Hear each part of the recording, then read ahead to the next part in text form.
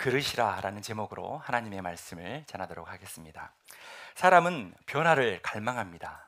더 행복해지기를 원하고, 더 건강해지기를 원하고, 더 많은 사람들에게 선한 영향력을 끼치고 지혜로워지기를 원합니다. 더 인정받는 사람이 되고 싶고, 더 능력 있는 사람이 되고 싶고, 더 의미 있는 삶을 살고 싶어 합니다. 그런데 우리의 기대만큼 이 사람의 변화가 쉽지 않습니다. 지난주에 여러분에게 질문했었죠. 사람의 변화가 쉽습니까? 라고 물었을 때 여러분 중에 10명의 9명은 변화가 쉽지 않습니다 라고 대답했습니다. 아마 자기 자신과 주변 사람들을 보니, 우리 가정 안의 모습을 보니 정말 변화가 쉽지 않구나 라는 것을 스스로 느꼈을 것입니다. 그렇다면 사람은 어떻게 해야 변화되는 것일까요? 먼저는 내 안에 강한 동기부여가 있어야 됩니다. 나의 과거의 습관, 나의 게으름, 그것을 뛰어넘는 강한 내면의 동기부여가 필요합니다. 저는 개인적으로 좀 더 건강해져야겠다라는 그런 동기부여가 생겼어요. 왜냐하면 늘 바쁜 이 사역 일정 가운데 자꾸 체력이 이게 따라주지 않는 제 자신을 보았고, 그리고 이렇게 환절기 때, 그리고 꽃가루가 날리고 또 낮과 밤의 기온이 이렇게 온도가 차가 심하면 이렇게 헛기침이 나오는 거예요. 이게 마른 기침이라고 하거든요. 그래서 저의 이 속사정을 아는 청년들은 저를 위해서 기도하는 청년도 있어요. 그래서 이게 그냥 뭐 몇 년 동안 생긴 게 아니고 한 10년 가까이 계속 이런 체질적인 이 건강상의 문제가 있었어요. 이걸 가지고 하나님께 매번 기도하기도 했습니다. 그런데 이제는 연중 계속 컨디션이 안 좋은 거예요. 네, 목 상태가 안 좋아요. 저는 계속 말을 해야 되는 사람이잖아요. 그런 목회자잖아요. 근데 목이 안 좋고 기침이 나면 안 되잖아요. 하나님께 기도했어요. 근데 하나님께서 주신 마음은 뭐냐면 운동을 해라. 이런 강력한 사인과 함께 내 안에 동기부여가 생겼어요. 그래서 새해 1월 달부터 운동을 시작했습니다. 하필 1월 달이야. 가장 춥고 영하로 떨어지는 날씨 속에. 그런데 함께 운동해주는 청년이 있어서 운동을 시작했습니다. 처음에는 일주일에 2~3번, 이제 많게는 5번까지 운동을 했습니다. 지금 제 건강 상태는 어떨까요? 한 2달이 넘었거든요. 헛기침이 한 95% 사라졌어요. 헛기침이 나지 않아요. 지금 이제 봄이 되는데 이때 한참 기침을 해야 되거든요. 전혀 하지 않아요. 내 안에 일어났던 동기부여로 운동을 했더니 나의 건강과 나의 삶이 달라지기 시작했습니다. 이렇게 운동이 주는 유익이 스스로 내게 선하고 좋은 것이라고 생각이 들 때 우리 안에 강력한 동기부여가 생기기 시작합니다. 여러분은 어떠한 변화의 갈망이 있습니까? 변화를 원하고 있지만 잘 되지 않는 이유가 있는데, 그것은 여러분 안에도 여러분의 습관과 여러분이 그동안에 했던 생활 패턴을 뛰어넘는 강력한 동기부여가 없기 때문이에요. 변화가 주는 유익이 있는데 그냥 안주하여 이대로의 모습이 주는 것보다 더 나은 모습의 이 유익을 생각하지 못하니까, 깨닫지 못하니까 행동으로 옮겨지지 않는 것입니다. 우리가 변화를 위해서 자주 사용하는 방법 3가지가 있는데, 여러분도 자주 사용하는 방법이에요. 그런데 가장 영향력이 없는 이 3가지의 방법이 있어요. 그건 뭐냐면, 이 3가지 접근법 중에 하나는 사실입니다. 사실. 여러분, 팩트를 알면, 어떤 진리를 알면 사람이 변할까요? 여러분, 어린아이에게 이 사탕 많이 먹으면 치아가 자랄 때 이빨이 썩는다? 사실을 알려줬어요. 어린아이가 사탕 먹어요, 안 먹어요? 먹어요. 네, 먹어요. 사실을 알아도 먹습니다. 많은 의사 선생님들이 병원에 입원한 환자들을 이렇게 퇴원할 때 이제 그동안에 알았던 질병을 다시 앓지 않기 위해서는 생활 습관이 달라져야 합니다라고 마지막 순간에 권면하고 얘기를 합니다. 그런데 병원을 나온 많은 환자들, 일상생활로 돌아갔을 때 변할까요, 안 변할까요? 잘 변하지 않아요. 그래서 사실을 안다고 사람이 변화되는 것이 아닙니다. 두 번째, 이 변화를 위해서 자주 사용하는 방법이 있는데 그것은 두려움입니다. 두려움은 잠시 잠깐의 행동을 변화시키는 듯 합니다. 그렇지만 두려움도 사람을 지속적으로 하기 못하게 합니다. 왜냐하면 우리가 어떤 경고를 듣고 경고 문구를 보잖아요. 예를 들어서 담배 케이스에 보면 막 심장이 뚫린 그런 사진들이 있거든요.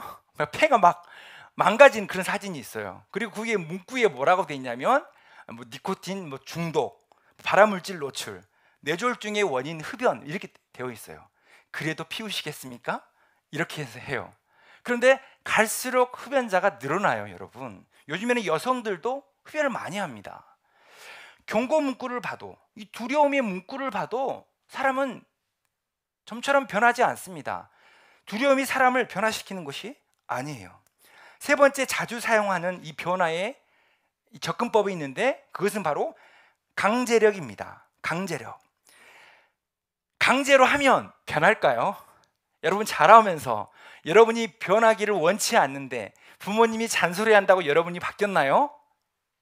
여러분이 변하려고 하는 의지가 없는데 주변에서 아무리 좋은 말을 한들 여러분이 바뀌었나요? 여러분, 강제력은요 사람을 변화시키지 못합니다. 강제력은 오히려 저항하게 만듭니다. 변화를 무시하게 만들어요. 그래서 진정 당사자가 변하려고 하는 의지가 없으면 주변의 모든 잔소리와 격려도 도움이 되지 않을 때가 있습니다. 그렇다면 변화의 가장 효과적인 방법은 무엇일까요? 주보에도 기록되어 있는데 기록하면서 들어보세요. 어떻게 하면 사람이 변화되느냐? 첫 번째는 관계입니다. 관계. 여러분, 행복하기를 원하세요? 행복하기를 원하면 여러분 주변에 가장 행복한 사람과 친해지세요. 관계 맺으세요. 여러분, 노래 잘하고 싶은가요? 여러분 주변에 노래 잘하는 사람 친구로 삼으세요. 여러분, 춤을 배우고 싶나요? 여러분 중에 춤 잘 추는 사람과 친밀해지면 됩니다. 가까워지면 됩니다. 계속 이렇게 관계를 맺으면 그 사람을 통해서 우리는 변화의 시작을 하게 됩니다. 저도 처음에 운동할 때 우리 청년과 함께 운동을 해야 됐다 했잖아요. 여러분, 새벽 예배 끝나고 4시 반에 일어나가지고 예배 드리고 집에 가는 길에 누가 운동하고 싶겠어요? 그런데 연락이 옵니다. 목사님 어디세요?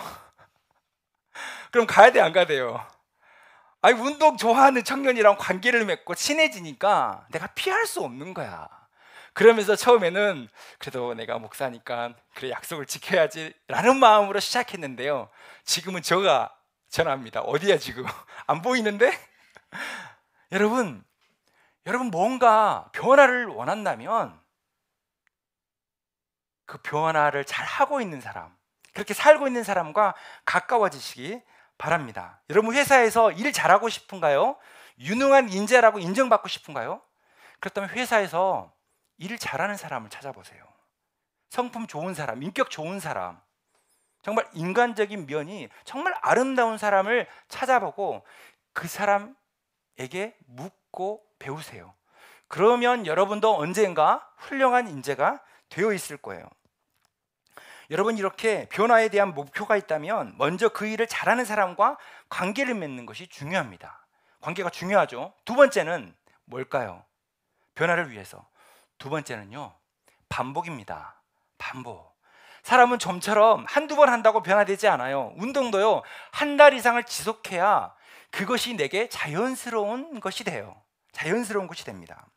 변화는요, 반복 없이는 불가능합니다. 계속해서 연습하고 습관을 만들고 끊임없이 실천하는 것을 통해서 나의 삶의 양식이, 행동 방법이 달라지기 시작합니다. 그래서 뭔가 내가 관계를 맺고 뭔가 시도하게 되면 이제 반복을 해야 돼요. 한 달이고 두 달이고 씨름하면서 반복해야 그것이 내 것이 되고 나의 변화로 만들어지는 것입니다. 자, 마지막. 그렇게 되면 세 번째는 어떻게 될까요? 자, 이제는 세 번째는 관점이 바뀝니다. 관점을 새롭게 하는 것이 필요합니다. 자신의 인생에 이제 뭔가 새로운 기회들이 정말 많이 있다는 것을 보는 이 시야, 관점이 있어야 돼요.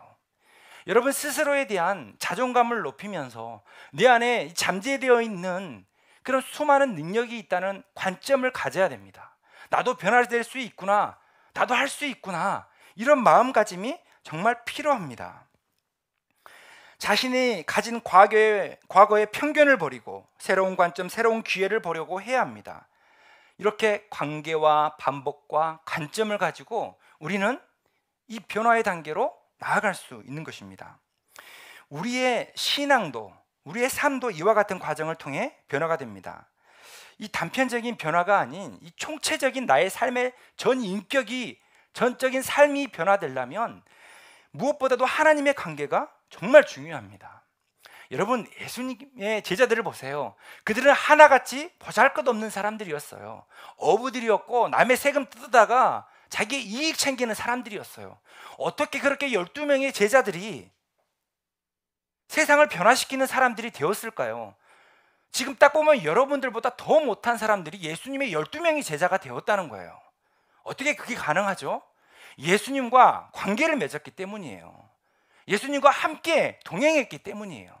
예수님과 함께 거하며 하나님의 나라에 대해서, 복음에 대해서 계속해서 말씀을 들었기 때문입니다. 그것은 한 번의 경험이 아니었어요. 3년 동안, 공생의 기간 동안 계속 반복되었어요. 계속 거하는 위치를 옮겨다니면서, 복음을 전파하는 것을 옮겨다니면서 계속 반복되는 훈련이었습니다. 그런 연단이었어요. 그러자 제자들의 관점이 바뀌었어요.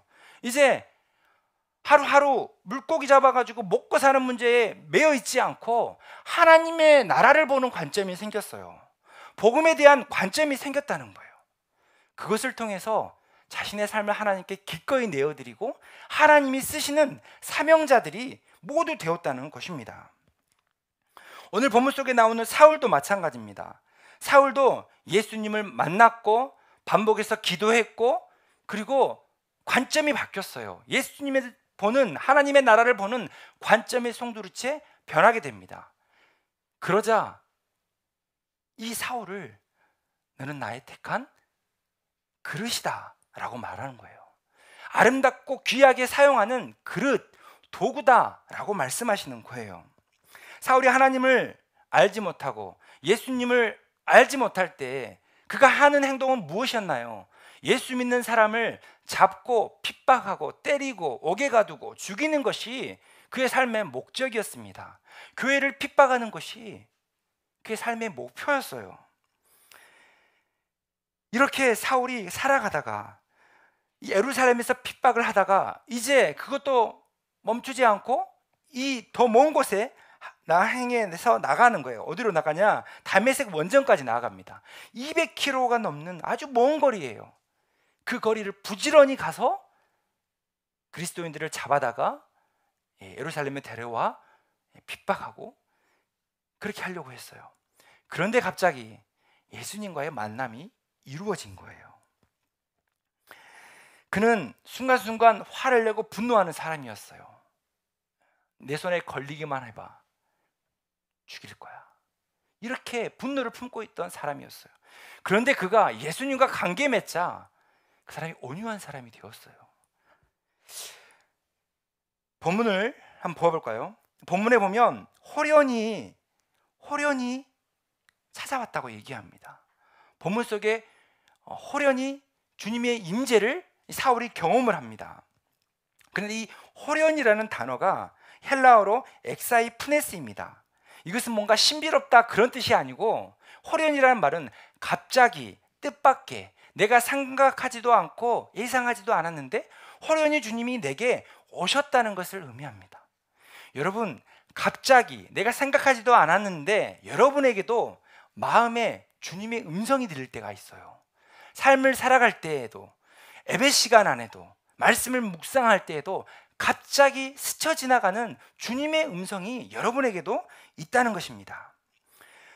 예수님께서 사울에게 묻죠. 호련히 나타나서 물으세요. 4절에 사울아 사울아 어찌하여 나를 박해하느냐.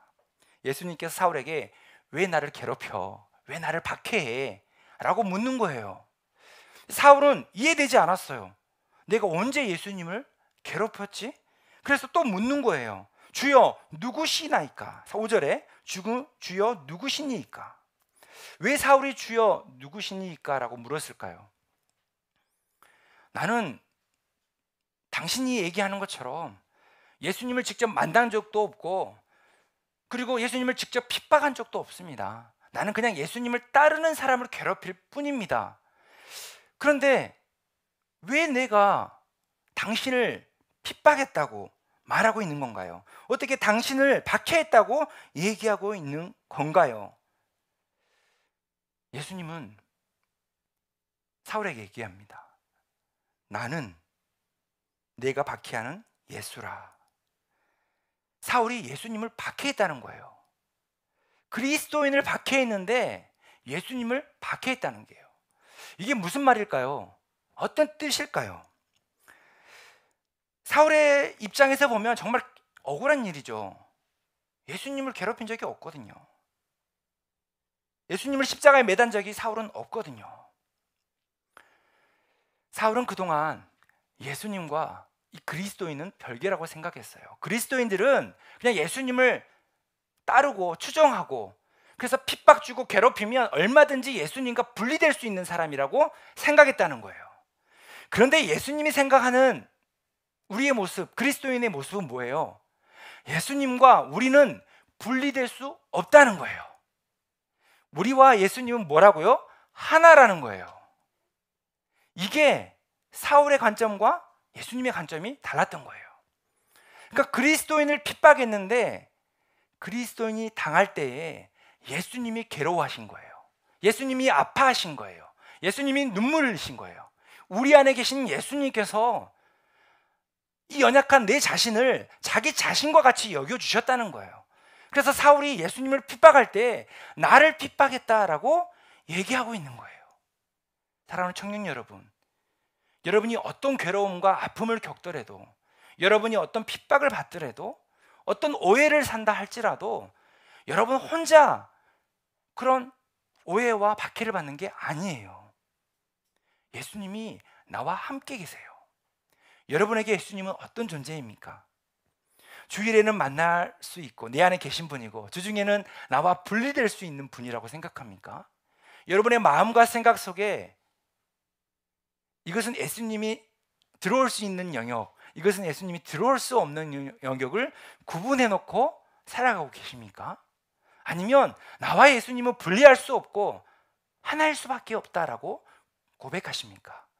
주님은 나의 구주라고 고백하십니까? 그동안 사울은 그리스도인들 안에 예수님이 계신 것을 몰랐습니다. 그래서 그런 실수를 많이 했던 거예요. 그래서 그리스도인들에게 가장 중요한 건 뭐냐면, 그 어떠한 사역과 일을 하는 것보다 더 중요한 건 뭐냐면 예수님과 친밀해지는 거예요. 예수님과 가까워지는 거예요. 예수님의 생각이 나의 생각이 되고, 더 나아가서 내가 어떤 계획을 하고 뜻을 품으면 그게 예수님의 생각과 동일한 거, 일치와 연합을 이루는 삶이 우리에게 예수님이 원하시는 삶이라는 거예요. 그래서 우리가 예배하는 거예요. 여러분, 왜 말씀을 듣나요? 예수님을 알고 싶어서, 예수님을 가까워지고 싶어서. 왜 우리가 말씀 묵상하고 기도하나요? 그분의 사랑과 뜻을 알고 그분의 음성을 우리가 듣기 위하여 우리가 기도하는 거예요. 이것이 지속될 때 반복이 되는 거예요. 동행이 되는 거예요. 그래야 이 예배와 말씀과 기도가 반복될 때 우리의 관점이 달라집니다.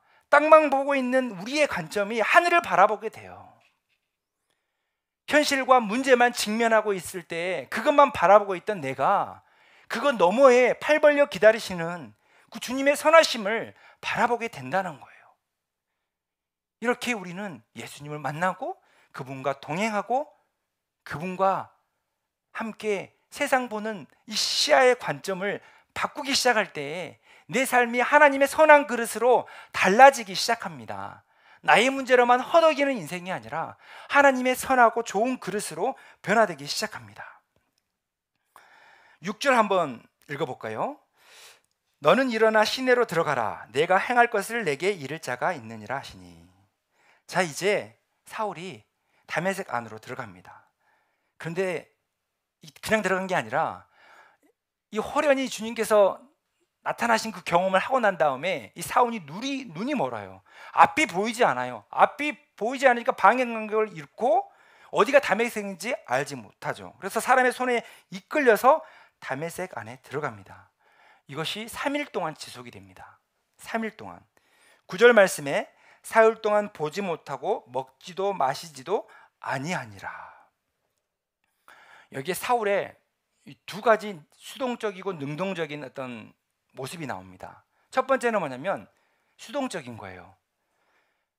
예수님께서 앞을 보이지 않게 하셔서 3일 동안 보이지 않는 거. 이건 나의 의지와 상관없이 앞이 보이지 않는 거예요. 앞이 캄캄한 거예요. 내 인생길이 보이지 않는 거예요. 무엇을 해야 할지, 어디로 가야 할지 전혀 보이지 않는 환경을 마주하게 됩니다. 이건 수동적이에요. 주님이 허락하신 거예요.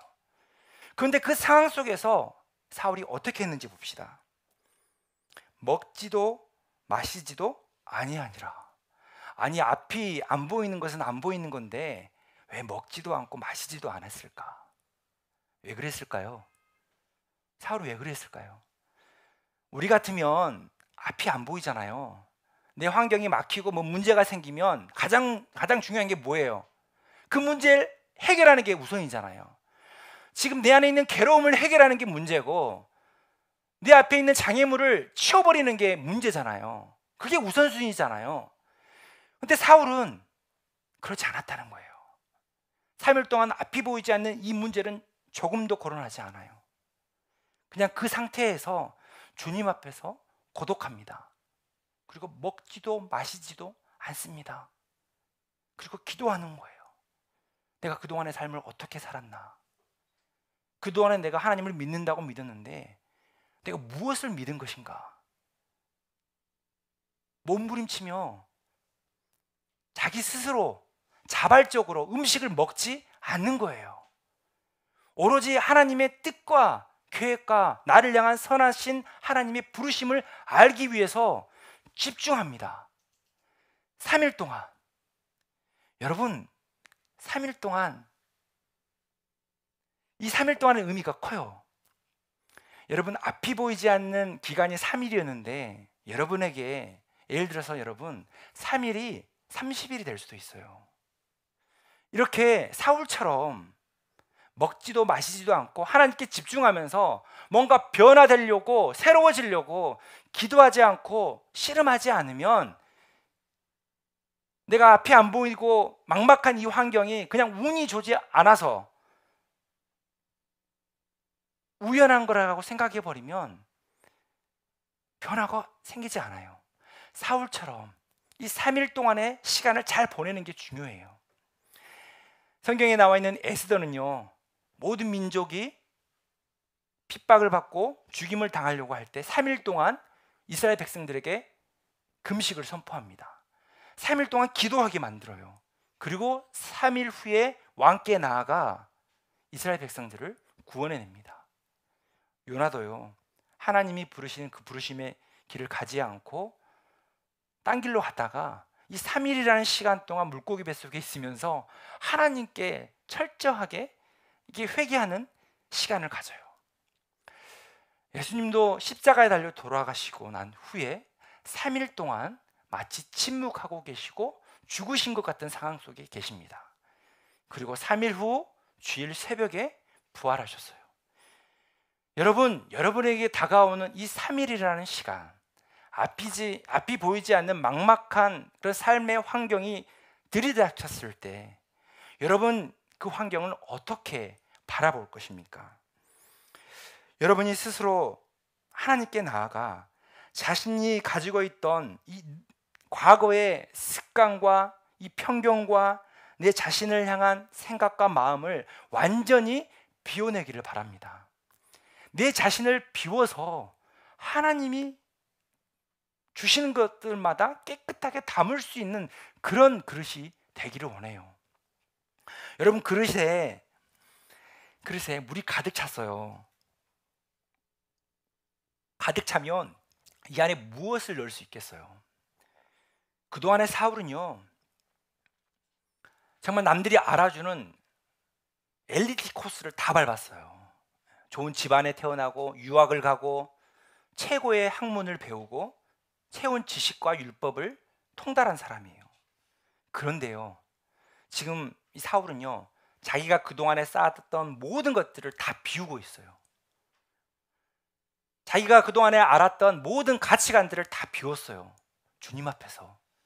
그리고 철저하게 어둠 속에서 고독을 느끼며 변화를 갈망하기 시작합니다. 그렇게 시작하자, 그렇게 씨름하는 이 사울에게 주님께서 아나니아라고 하는 사람을 보내주십니다. 그리고 아나니아를 통해서 안수하게 하시고 이제 눈을 뜨게 하십니다. 본문에 나와 있지 않지만 17절, 성경에 있는 청년들은 17절을 같이 한번 읽어보겠습니다.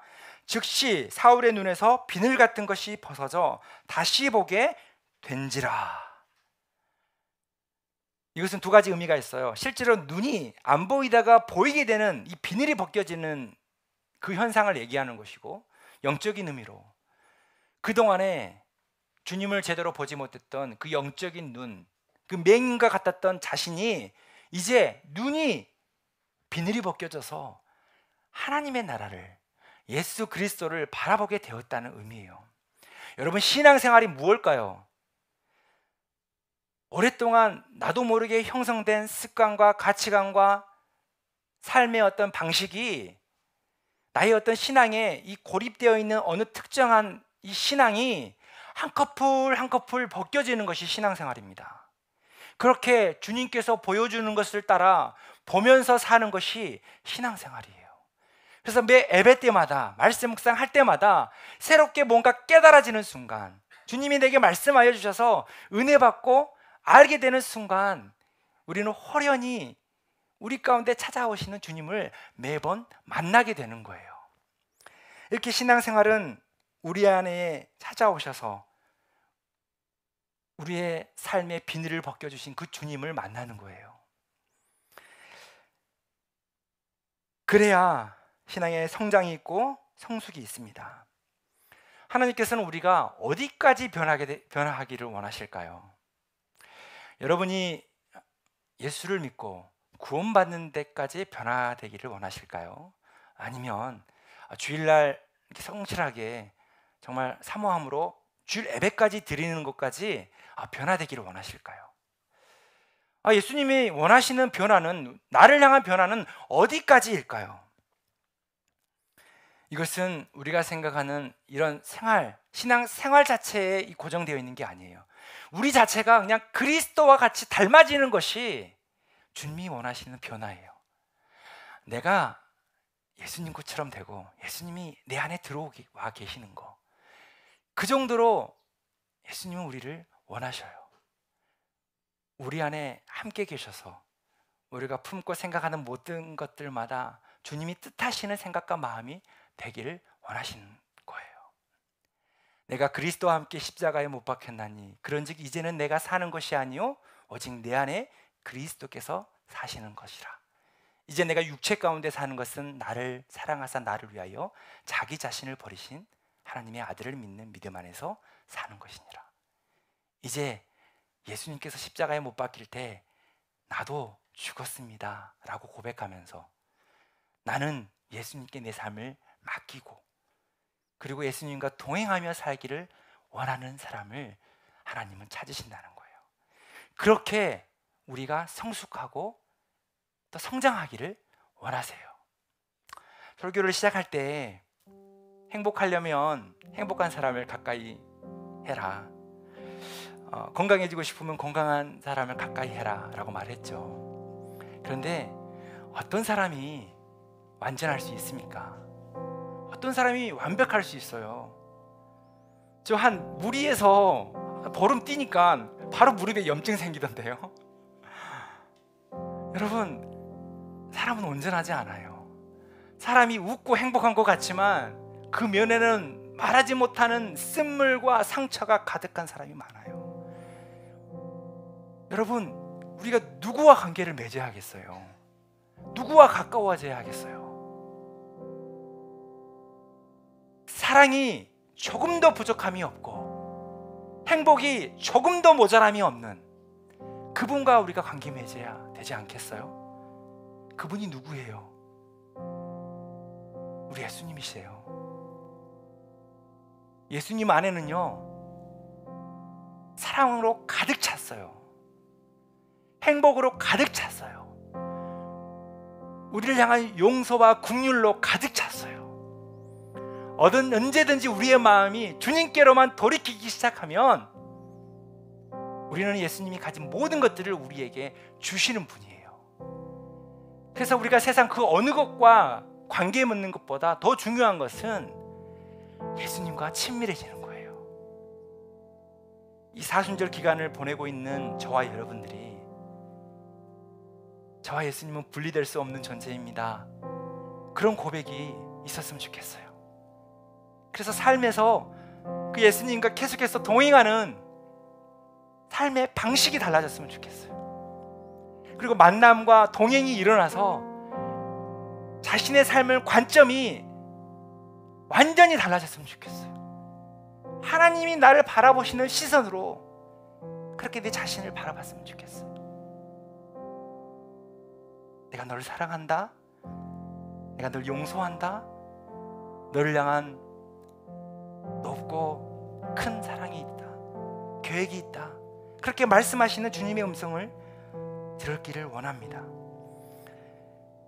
그래서 믿음의 관점이 생겨서 이제 내가 가보지 않는 그 길, 내가 두려워서 불안해서 가보지 않는 그 길을 믿음으로, 그 영광스러운 길을 믿음의 시선으로 갈 수 있는 저와 여러분들이 되기를 소망합니다. 우리 다 함께 찬양하고